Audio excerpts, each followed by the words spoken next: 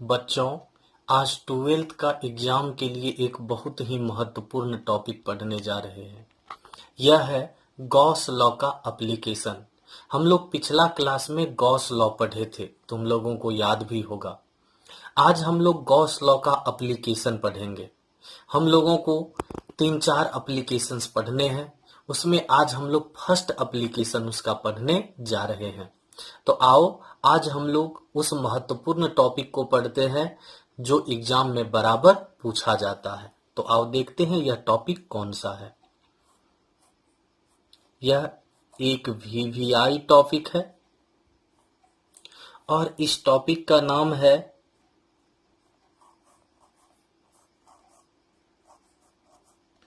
Electric intensity due to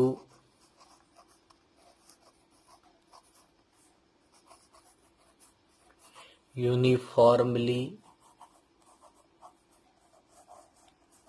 charged thin spherical shell. बच्चों, spherical shell का मतलब होता है, या जो स्फेरिकल सेल लिखे हो इसका मतलब होता है होलो स्फेयर। तो आज हम लोग क्या पढ़ने जा रहे हैं? Electric intensity due to uniformly charge thin spherical shell. Spherical shell का मतलब है होलो स्फेयर।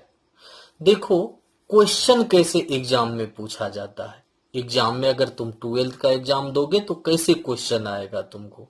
तो क्वेश्चन इस तरह से पूछा जाएगा।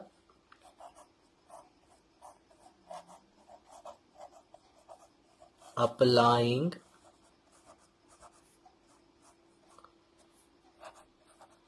Gauss law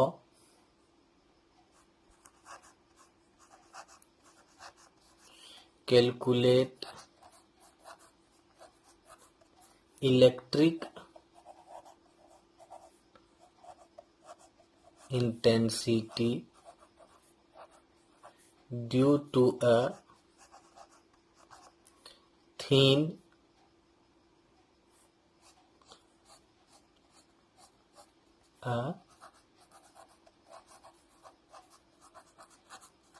uniformly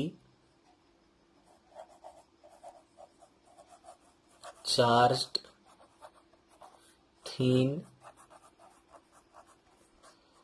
spherical cell। तो कैसा क्वेश्चन आएगा बच्चों? Applying Gauss law calculate electric intensity due to a uniformly charged thin spherical shell. यह क्वेश्चन आएगा। ठीक, मतलब हम लोगों को इलेक्ट्रिक इंटेंसिटी कैलकुलेट करना है। किसके कारण? तो uniformly charge thin spherical cell के कारण। स्फेरिकल सेल क्या होता है? तो हेलो स्फेयर होता है। और किस लॉ का यूज करके? तो गॉस लॉ अप्लाई करके। मतलब इसमें गॉस लॉ का कंसेप्ट यूज करना है, इलेक्ट्रिक इंटेंसिटी कैलकुलेट करना है। किसके कारण? तो uniformly charge thin spherical cell के कारण। चलो देखते हैं इसका सॉल्यूशन कैसे हो सकता है। तो सबसे पहले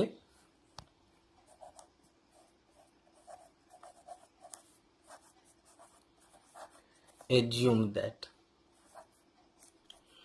वो क्या है? तो वो है centre of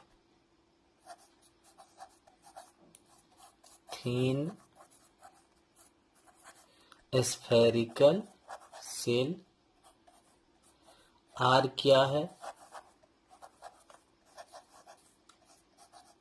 radius of cell.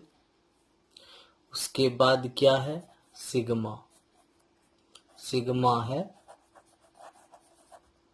Surface charge density of the shell. और Q हो गया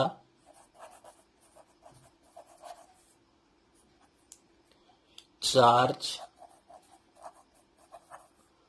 ओवर द सेल। एक पॉइंट P कंसीडर करेंगे, इसी पॉइंट P पर इलेक्ट्रिक इंटेंसिटी कैलकुलेट करना है।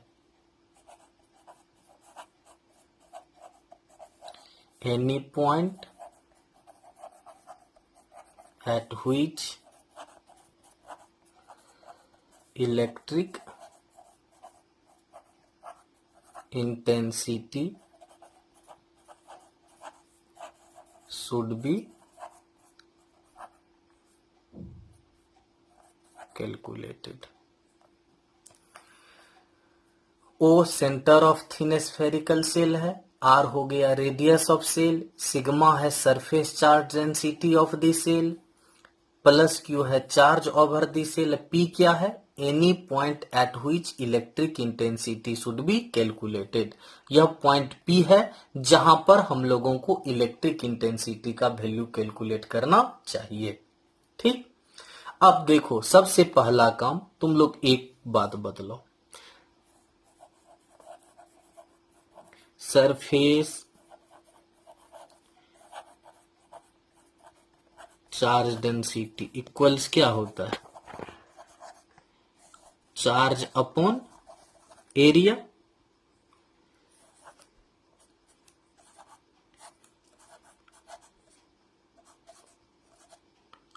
Four power square, therefore Q equals हो गया सिग्मा टाइम्स 4 पावर स्क्वायर। इसकी जरूरत होगी हमें, इसे यहीं तक रहने देते हैं।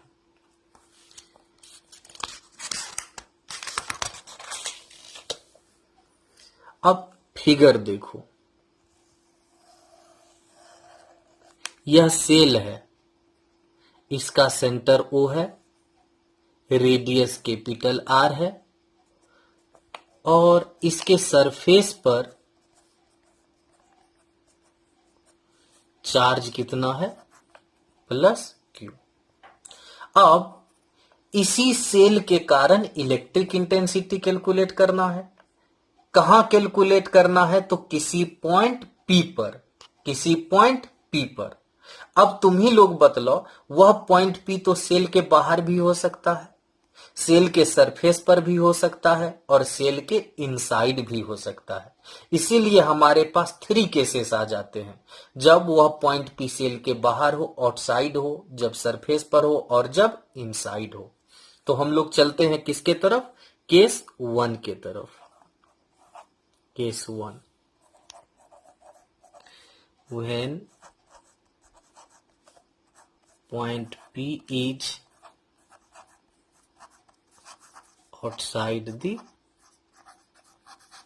cell। तुम लोग बच्चों खुद देख चुके हो कि यह P क्या है, any point at which electric intensity should be calculated.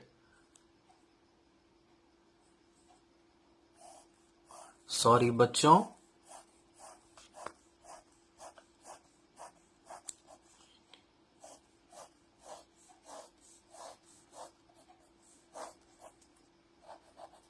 is to be calculated।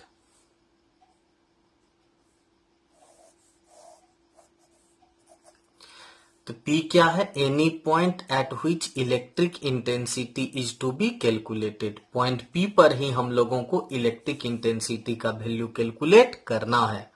और अभी यह पॉइंट P कहां पर है बतलो तो, अभी यह पॉइंट P है सेल के आउटसाइड। किस केस में, केस 1 में।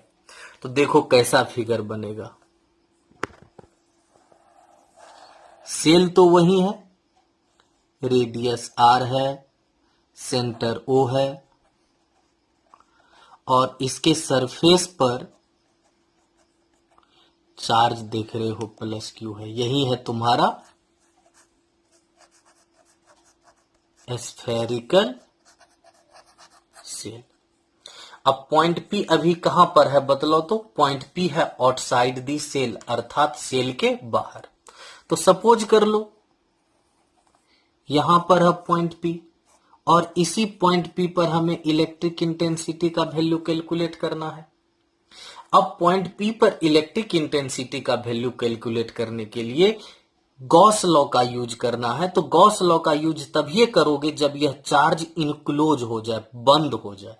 और इस चार्ज को बंद करने के लिए, इनक्लोज करने के लिए एक गॉसियन सरफेस लेना होगा। और गॉसियन सरफेस भी कैसा होगा? तो स्फेरिकल होगा।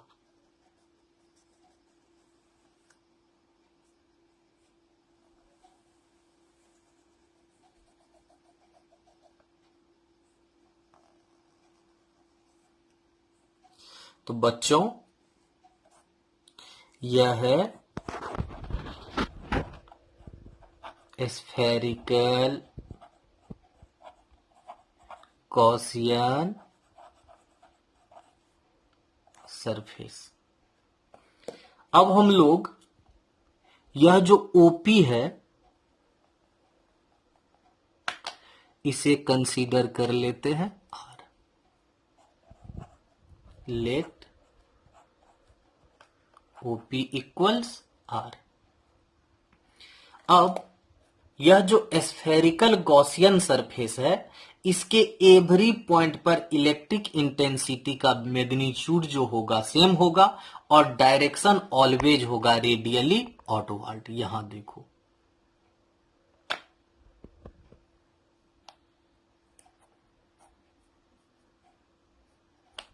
Radially outward.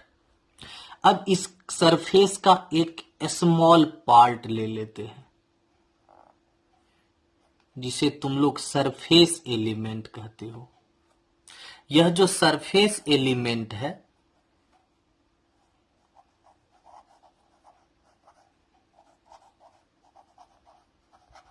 इसका स्मॉल एरिया को तुम लोग कहते हो एरिया एलिमेंट। ऑलरेडी पढ़ा चुके हैं तुम लोगों को कि सरफेस एलिमेंट जो है यह इसका जो स्मॉल एरिया होता है डीए इसे कहते हैं एरिया एलिमेंट। और तुम लोग बढ़िया से जानते हो कि एरिया वेक्टर, यह जो एरिया एलिमेंट है डीए, इसे जब वेक्टर बनाओगे तो यह जो एरिया वेक्टर होगा यह भी इस सरफेस का परपेंडिकुलर होगा। कौन? Area vector DA. यह सरफेस का परपेंडिकुलर है और इलेक्ट्रिक इंटेंसिटी तो ऑलरेडी परपेंडिकुलर है तो दोनों का डायरेक्शन सेम हो जाता है। तो एंगल दोनों के बीच का 0 डिग्री हो जाएगा। To calculate electric intensity at point P, we have taken a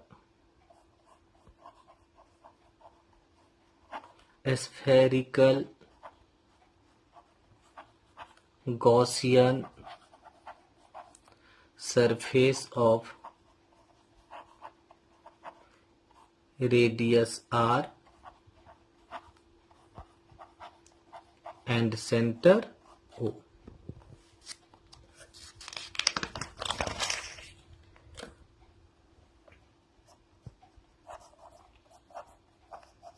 Electric intensity at every point of the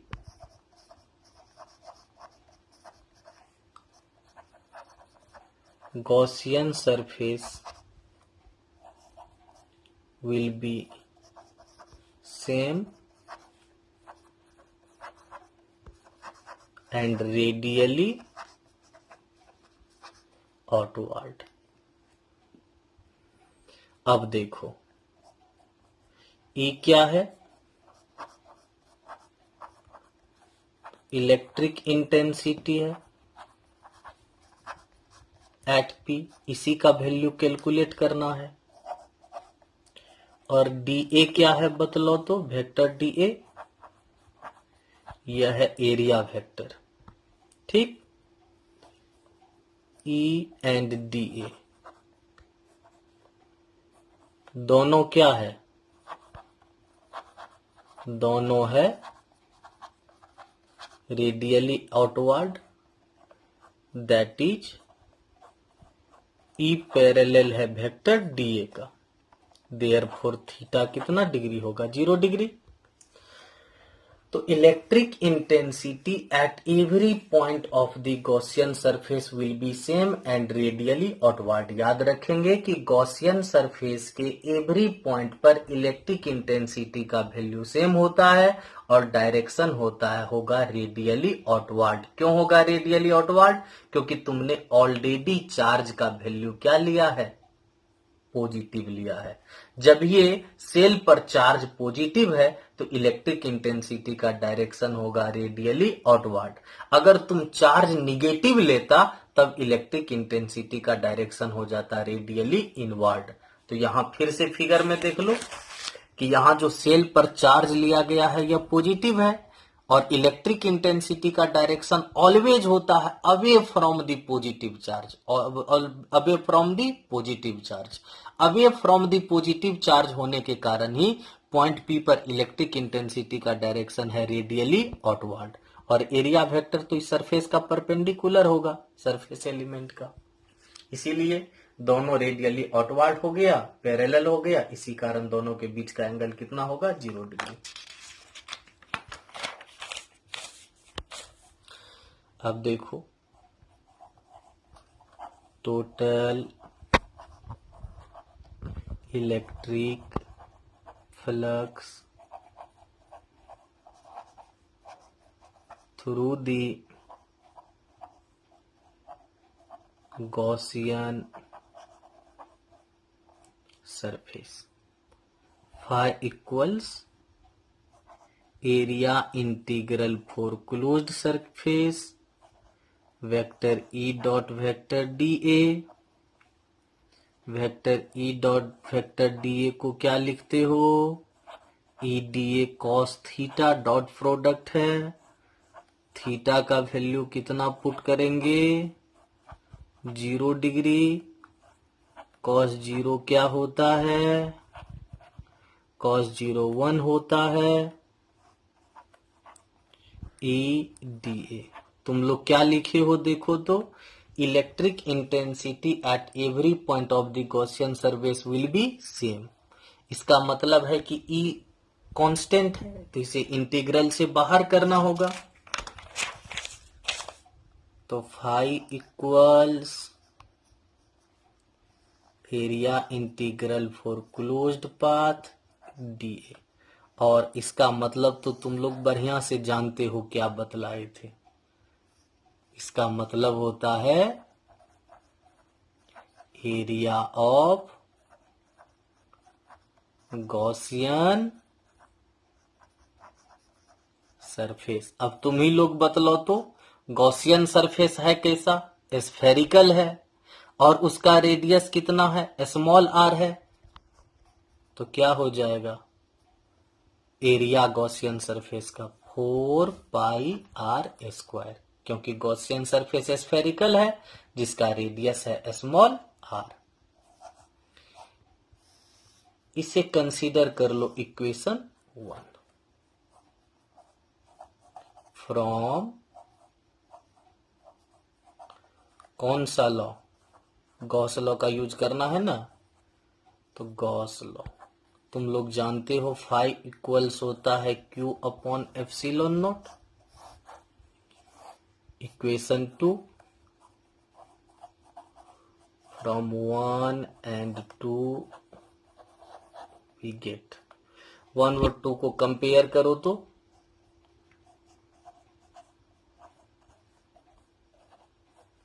Q upon epsilon not,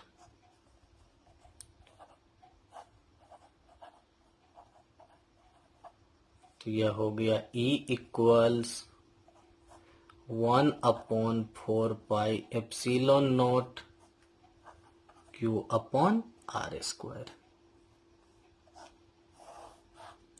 अब बतलाओ अभी जो पॉइंट लिए हो तुम कहां पर लिए हो, तो कहोगे सर सेल के आउटसाइड है, इसीलिए ओ लिख देते हैं, समझ जाओगे आउटसाइड है, या चलो आउट ही लिख देते हैं। तो 1/4πε0 Q/r²। इसमें 1/4πε0 Q यह क्या है, कांस्टेंट है, इसी कारण ई आउट इनवर्सली प्रोपोर्शनल हो जाता है किसका, r² का। इसका मतलब यह हुआ कि सेल के सेंटर से तुम जितना दूर जाओगे इलेक्ट्रिक इंटेंसिटी का वैल्यू उतना कम होता जाएगा। जितना अवे जाते जाओगे सेल के सेंटर से इलेक्ट्रिक इंटेंसिटी का वैल्यू कम होता जाएगा। अब case 2, when the point P is on the surface of the cell, जब पॉइंट P सेल के सरफेस पर हो। अब खुद देखो, फिगर बना करके समझ लेते हैं। सेंटर है, रेडियस हो गया सेल का, या चार्ज है। अब पॉइंट P कहां पर है, तो कहोगे सर सेल के सेंटर पर, सेल के सरफेस पर है। पॉइंट P कहां है, तो सेल के सरफेस पर है। जब ये पॉइंट P सेल के सरफेस पर है तो इसका मतलब है कि स्मॉल r कैपिटल R के इक्वल होगा। तो in this case small r equals हो जाएगा कैपिटल R के। देयरफॉर ई आउट को लिख दो सरफेस, 1/4πε0। Q भी ठीक है, लेकिन स्मॉल r को क्या लिखना है, कैपिटल R लिखना है। बच्चों, यह जो इलेक्ट्रिक इंटेंसिटी है सेल के सरफेस पर, यह मैक्सिमम होता है।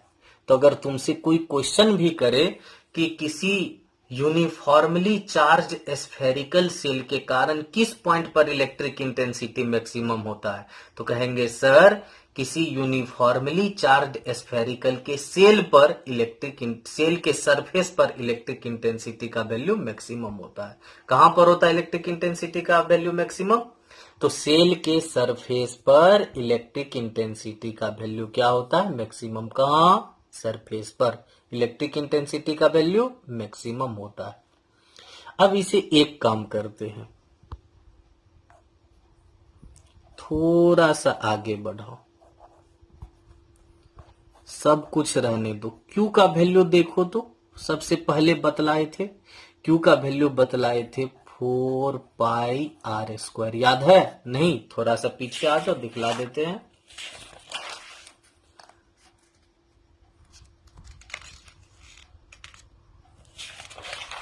यहां देखो, Q का वैल्यू है सिग्मा इंटू 4πr²। तो हम लोग Q का वैल्यू पुट कर देंगे sigma into 4πr² upon r² तो है ही है। तो यह किसका वैल्यू है, सिग्मा इंटू 4πr², तो Q का वैल्यू। अब देखो r² 4π कैंसिल, तो E सरफेस हो गया सिग्मा अपॉन ε0। याद रखेंगे मैक्सिमम होता है, तो सेल के सरफेस पर इलेक्ट्रिक इंटेंसिटी का वैल्यू मैक्सिमम होता है। उसके लिए यह फॉर्मूला यूज करो। अगर यह यूज नहीं करना है तो शॉर्ट में सिग्मा अपॉन ε0 भी यूज कर सकते हो। अब केस 3,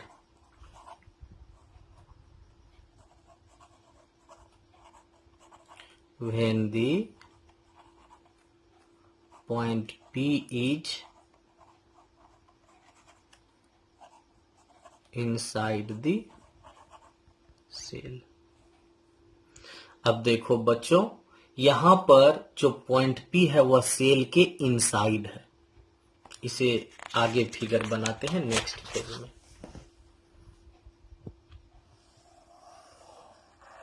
यह सेल है, यह सेंटर है, यह रेडियस है,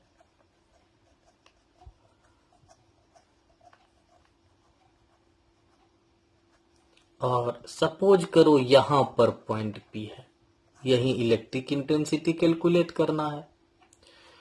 अब जब यहां पर इलेक्ट्रिक इंटेंसिटी कैलकुलेट करना है तो यहां से यहां का डिस्टेंस कंसीडर कर लेंगे आर, और यहां कैलकुलेट करने के लिए एक स्फेरिकल गॉसियन सरफेस भी चाहिए हमें। तो यह हो गया स्फेरिकल गॉसियन सरफेस। बच्चों यहां देखो, यह जो सेल है इसके आउटसाइड तो चार्ज है, लेकिन इनसाइड देखो तो कोई चार्ज है। इसका मतलब है कि इस गॉसियन सरफेस के द्वारा इनक्लोज्ड चार्ज 0 है। As charge enclosed by the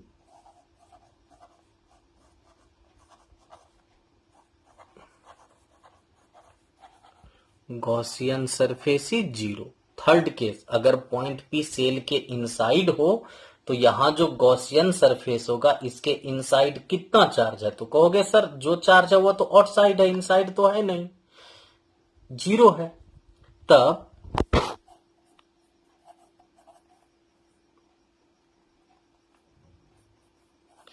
one upon 4πε0 Q upon जो आर स्क्वायर लिखते हो, यहां Q का वैल्यू 0 रख दो।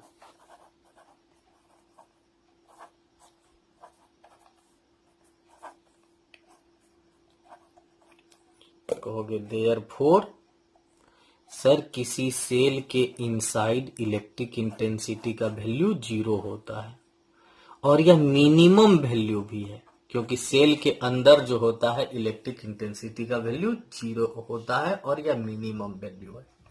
अब हम लोग एक ग्राफ बनाएंगे।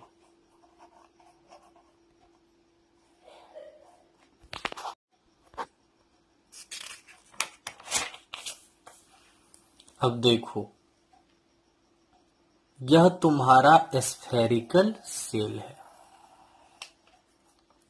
जिसका यह सेंटर है, और यह क्या है, तो कहोगे सर यह है सेंटर का रेडियस आर, कैपिटल आर। यहां तक कोई प्रॉब्लम नहीं। यह सेल है स्फेरिकल सेल, उसका यह सरफेस हो गया, यह रेडियस है और यह सेंटर है। हम लोग एक्स एक्सिस, इसे एक्स एक्सिस बना देते हैं और एक्स एक्सिस पर पुट करते हैं किसे, आर को, यानी डिस्टेंस को। और यह जो वाई एक्सिस है,